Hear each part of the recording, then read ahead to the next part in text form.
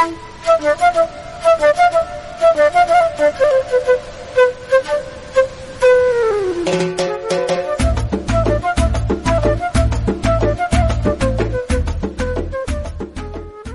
देशवासियों, मेरा नाम है आदित्य पारीक और मैं आप सभी का स्वागत करता हूं 5 नवंबर 2022 के करंट अफेयर्स की वीडियो की क्लास में।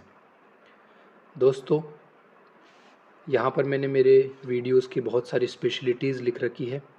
इस चैनल के ऊपर आपको टॉप करंट अफेयर्स दिए जाते हैं in just few minutes. Daily upon important personalities का भी डिस्कशन करते हैं।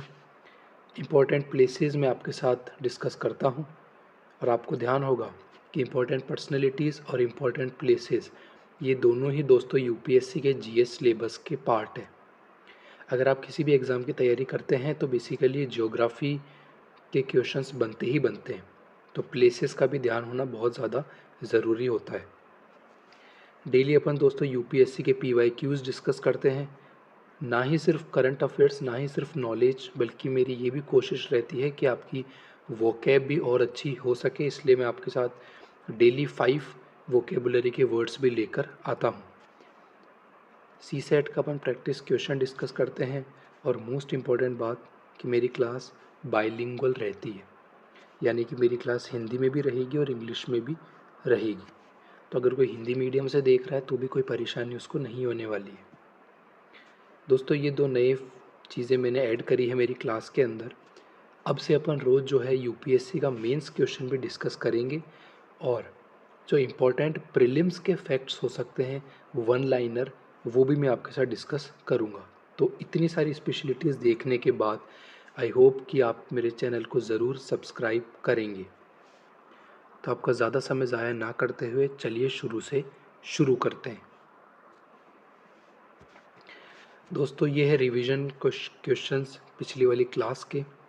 हाल ही में भारत के स्टील मैन का निधन हो गया, उनका नाम क्या था? तो उनका नाम था दोस्तों जमशेद जे ईरानी।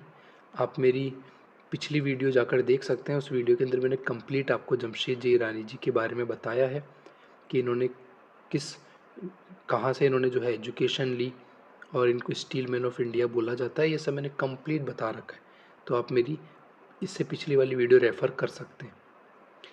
भारतीय पक्ष से फीफा का ब्रांड एम्बेसडर कौन बना है? तो वो बनाए गए हैं रणवीर सिंह। भारत का 53वां टाइगर रिजर्व कौन सा बना है? तो वो बना है रानीपुर वाइल्ड लाइफ सेंचुरी। दोस्तों, ये कुछ मोस्ट इम्पॉर्टेंट क्वेश्चंस थे जो मैं आपके साथ डिस्कस कर रहा हूँ और ये पिछली क्लास के क्वेश्चंस थे। चलते हैं और बढ़ते हैं और देखते हैं आज की क्लास के करंट अफेयर्स। दोस्तों, सबसे पहला क्वेश्चन, हाल ही में किस संस्था ने 2 महिला अधिकारियों को पहली बार आईजी नियुक्त किया है? Recently, which organization has appointed 2 women officers as IG for the first time? तो दोस्तों, ये कारनामा सीआरपीएफ ने किया है। सीआरपीएफ ने पहली बार 2 औरतों को जो है एज अ आईजी नियुक्त किया है। आईजी एक बहुत ही बड़ी पोस्ट होती है, तो आईजी बेसिकली बनाया गया है 2 औरतों को। यहाँ आप देख सकते हैं 2 women officers of the CRPF. CRPF की फुल फॉर्म होती है सेंट्रल रिजर्व पुलिस फोर्स और ये इंडिया की ओल्डेस्ट पैरामिलिट्री फोर्स है, ध्यान रखिएगा। उन दोनों लेडीज़ का नाम है Seema Dhundiya and Annie Abraham, have been promoted to the rank of inspector general और IG for the first time on Wednesday, और ये after their induction into the force in 1987। ये फोर्स में आई थी दोनों औरतें 1987 में। उसके बाद इनको अभी जो है आईजी की पोस्ट पर नियुक्त किया गया है। यहाँ पर आप द इंडियन एक्सप्रेस की हेडलाइन भी देख पा रहे हैं, for the first time CRPF appoints 2 women officers as IGs. तो ये इससे ये बात पता चलती है कि जो औरतें हैं वो हर जगह ही अपना कारनामा दिखा रही है और सीआरपीएफ में भी उन्होंने अपना कारनामा दिखाया और उनको आईजी की पोस्ट दी गई। सो ध्यान रखिएगा, थोड़ा सा इंटरेस्टिंग क्वेश्चन है ये। यूपीएससी तो नहीं पूछेगा लेकिन वनडे एग्जामिनेशन में पूछा जा सकता है। यहाँ देखिए दोस्तों, अब ये स्लाइड आपके लिए इम्पोर्टेंट है। सीआरपीएफ के बारे में भी अपन जान लेते हैं। CRPF is one of the premier central armed police forces of India है और ये सीआरपीएफ जो है मिनिस्ट्री ऑफ होम अफेयर्स के अंडर में काम करती है। सीआरपीएफ का मेन ऑब्जेक्टिव ये है दोस्तों इंटरनल सिक्योरिटी का ध्यान रखना, यानी भारत के अंदर की जो सुरक्षा है वो देखना। बॉर्डर के देखने के लिए तो बीएसएफ है, अंदर को देखने के लिए जो होती है वो होती है सीआरपीएफ।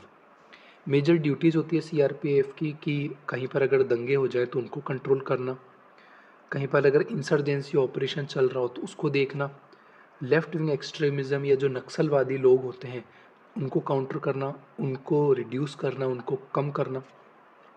वीआईपी जो लोग होते हैं या जो वीवीआईपी जो लोग होते हैं उनको बेसिकली प्रोटेक्शन देना, प्लस एनवायरनमेंट डिग्रेडेशन भी ये देखती है और ये लोकल फ्लोरा और फोना को भी प्रोटेक्ट करती है।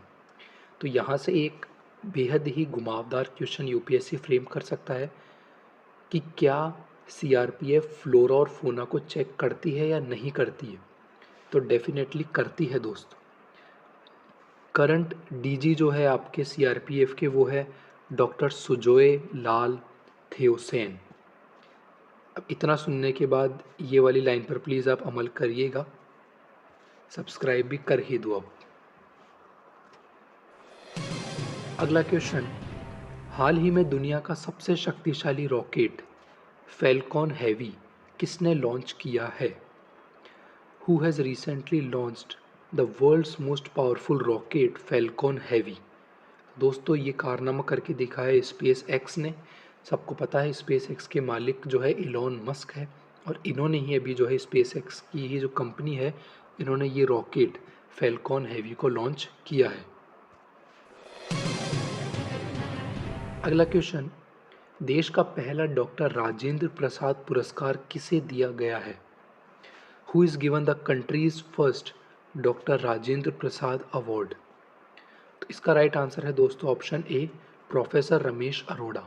प्रोफेसर रमेश अरोड़ा पहले ऐसे व्यक्ति बन चुके हैं जिनको कि भारत का सबसे पहला डॉक्टर राजेंद्र प्रसाद अवार्ड दिया गया। सॉरी, मेरा कहने का मतलब है कि प्रोफेसर रमेश अरोड़ा जो है वो सबसे पहले व्यक्ति बन गए जिनको कि सबसे पहली बार डॉक्टर राजेंद्र प्रसाद अवार्ड दिया गया। दोस्तों ये जो डॉक्टर राजेंद्र प्रसाद अवार्ड है इसको डॉक्टर जितेंद्र सिंह जो कि अपने यूनियन मिनिस्टर है इन्होंने ही इसको लॉन्च किया था। और ये जो डॉक्टर राजेंद्र प्रसाद अवार्ड है ये बेसिकली पब्लिक एडमिनिस्ट्रेशन के फील्ड में दिया जाता है। सो ये काफ़ी ही इम्पोर्टेंट फैक्ट है कि डॉक्टर राजेंद्र प्रसाद अवार्ड जो है वो किस फील्ड में दिया जाता है। तो वो दोस्तों आपका पब्लिक एडमिनिस्ट्रेशन के फील्ड में दिया जाता है। ध्यान रखिएगा ये क्वेश्चन काफ़ी इम्पोर्टेंट है क्योंकि सबसे पहली बार ये पुरस्कार दिया गया। अगला क्वेश्चन, हाल ही में फिक्की के नए अध्यक्ष कौन बने हैं? Who has become the new president of FICCI recently? तो यहाँ पर आप जिनकी तस्वीर देख रहे हैं ये है दोस्तों सुब्रकांत पांडा जी, यही दोस्तों फिक्की के नए अध्यक्ष बने हैं। यहाँ पर आप CNBC की हेडलाइन भी देख पा रहे हैं। MD सुब्रकांत पांडा जी ने सक्सीड किया है संजीव मेहता जी को और संजीव मेहता जी की जगह लेते हुए फिक्की के नए अध्यक्ष सुब्रकांत पांडा जी बन चुके हैं। Collins dictionary word of the year किसे चुना गया है? ये क्वेश्चन दोस्तों आपका वनडे एग्जामिनेशन के लिए पूछा जाने वाला है, प्लीज़ इसको ज़रूर नोट डाउन करें। Who has been voted Collins dictionary word of the year? तो इसका राइट आंसर है दोस्तों परमा क्राइसिस। परमा क्राइसिस को जो है वो Collins dictionary word of the year चुना गया है। परमा क्राइसिस का मतलब होता है एक वो साल जो कि बहुत ही ज़्यादा डिफ़िकल्टी से भरा हो, डिफ़िकल्टीज़ हो, मुसीबतों से भरा हो, वो साल जिसके अंदर बहुत ज़्यादा अनस्टेबिलिटी रही हो, अस्थिरता रही हो, उसको कहते हैं दोस्तों परमा क्राइसिस। तो ये वर्ड चुना गया है बेसिकली कॉलिंस डिक्शनरी ने वर्ड ऑफ द ईयर। और सही बात भी सही है दोस्तों, अपन ने रशिया यूक्रेन का वॉर देखा, ये भी एक बेसिकली अनस्टेबिलिटी ही थी। फिर अपन ने जो है कोविड-19 को देखा, ये भी एक अनस्टेबिलिटी ही है। पूरे वर्ल्ड के अंदर इन्फ्लेशन बहुत ज़्यादा तेज़ी से बढ़ रहा है, ये भी एक अनस्टेबिलिटी है। तो इन्हीं सब चीज़ों को देखते हुए word of the year permacrisis चुना गया है। अगला क्वेश्चन, राष्ट्रपति द्रौपदी मुर्मू ने भारतीय जनसंचार संस्थान के परिसर का उद्घाटन कहाँ किया है? Where has president Droupadi Murmu inaugurated the campus of Indian Institute of Mass Communication. तो हाल ही में ही द्रौपदी मुर्मू जी ने IIMC का जो कैंपस है उसको बेसिकली इनॉग्रेट किया है आपका ऐज़वाल के अंदर। आप देख सकते हैं ये एक न्यूज़पेपर की हेडलाइन है, president Droupadi Murmu virtually inaugurates Indian Institute of Mass Communication at Mizoram university Aizawl. तो ऐज़वाल के अंदर मिजोरम यूनिवर्सिटी है, यहाँ पर ही जो है IIMC का उद्घाटन किया गया है।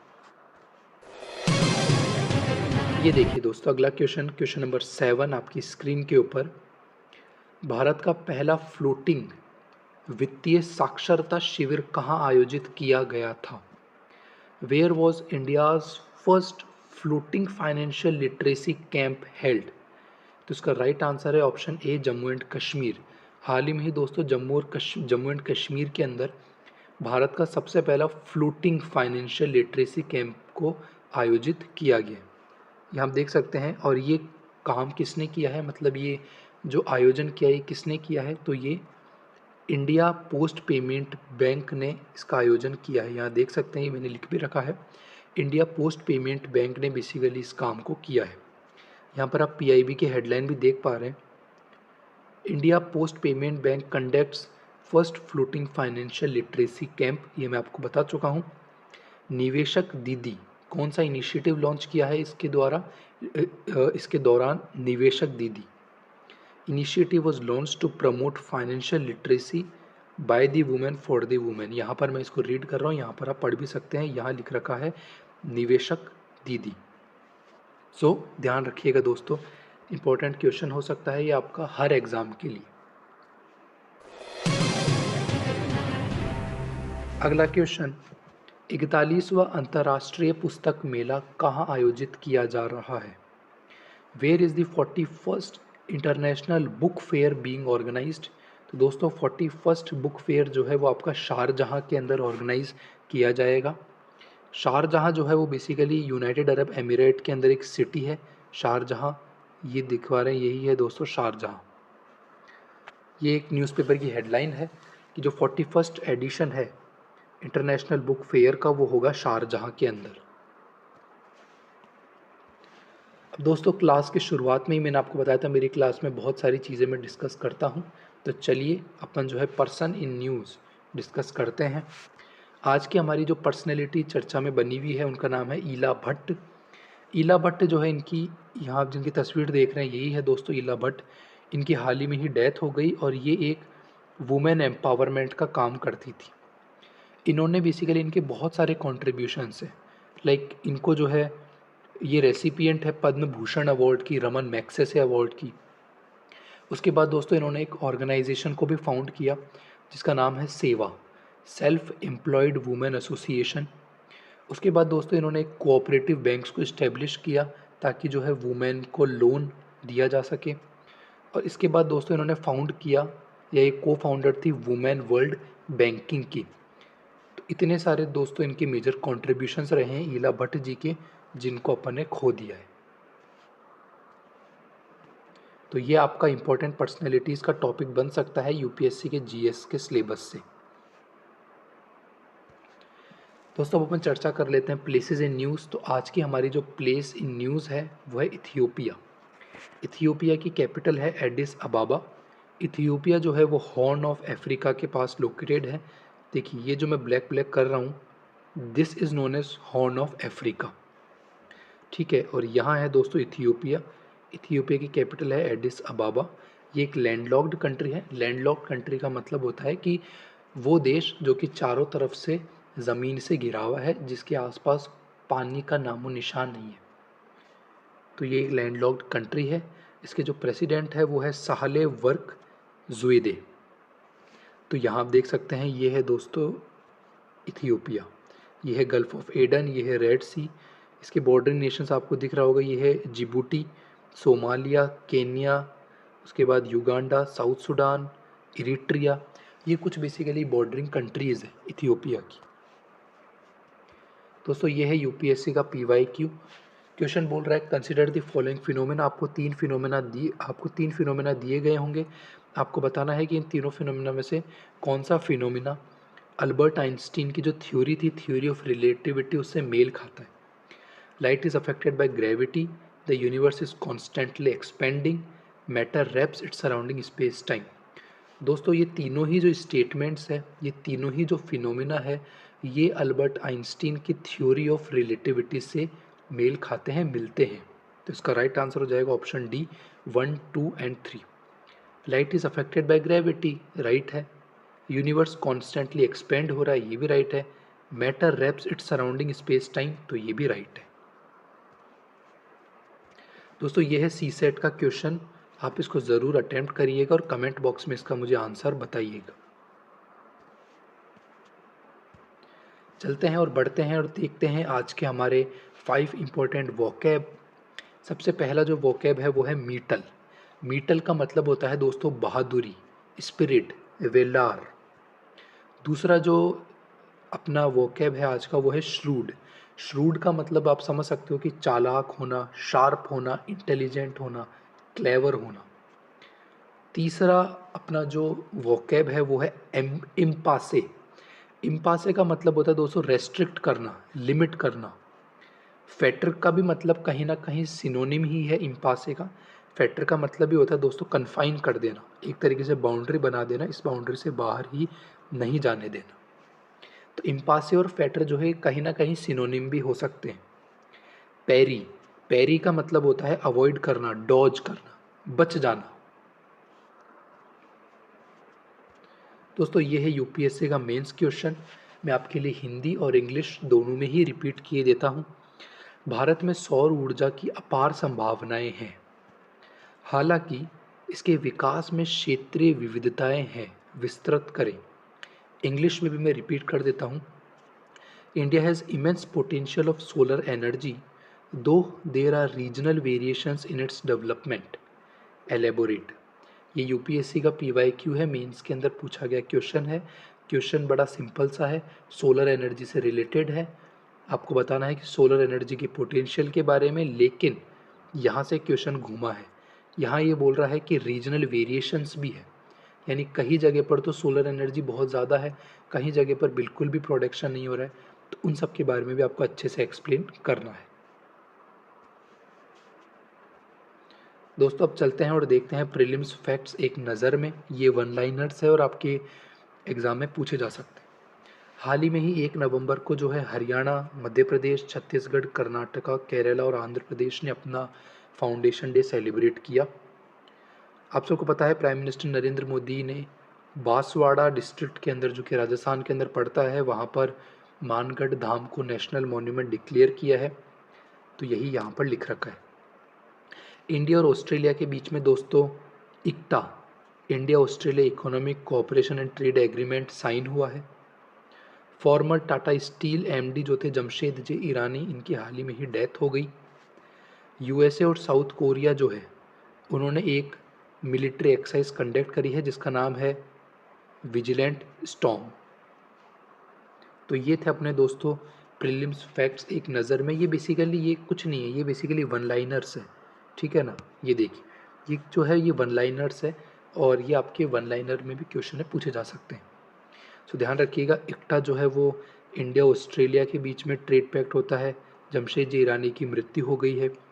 और विजिलेंट स्टॉर्म जो मिलिट्री एक्सरसाइज है वो बेसिकली यूएसए और साउथ कोरिया के बीच में होती है। तो दोस्तों आई होप कि आपको सेशन अच्छा लगा होगा, आपको कंटेंट भी पसंद आया होगा। अगर कुछ भी मेरे से प्रॉब्लम हुई या मुझसे अगर कुछ भी दिक्कत हुई तो प्लीज़ कमेंट बॉक्स में मुझे ज़रूर बताएं। मैं पूरी कोशिश करूँगा कि अगली बार उस प्रॉब्लम को, उस गलती को ना करूँ। मेरी आपसे सिर्फ इतनी सी ही रिक्वेस्ट है कि इस चैनल को ज़रूर सब्सक्राइब करें, शेयर करें, लाइक करें और इसी तरीके से अपना प्यार बनाए रहें। मैं आशा करता हूँ आज का दिन आपका शुभ जाए। बहुत बहुत धन्यवाद। जय हिंद।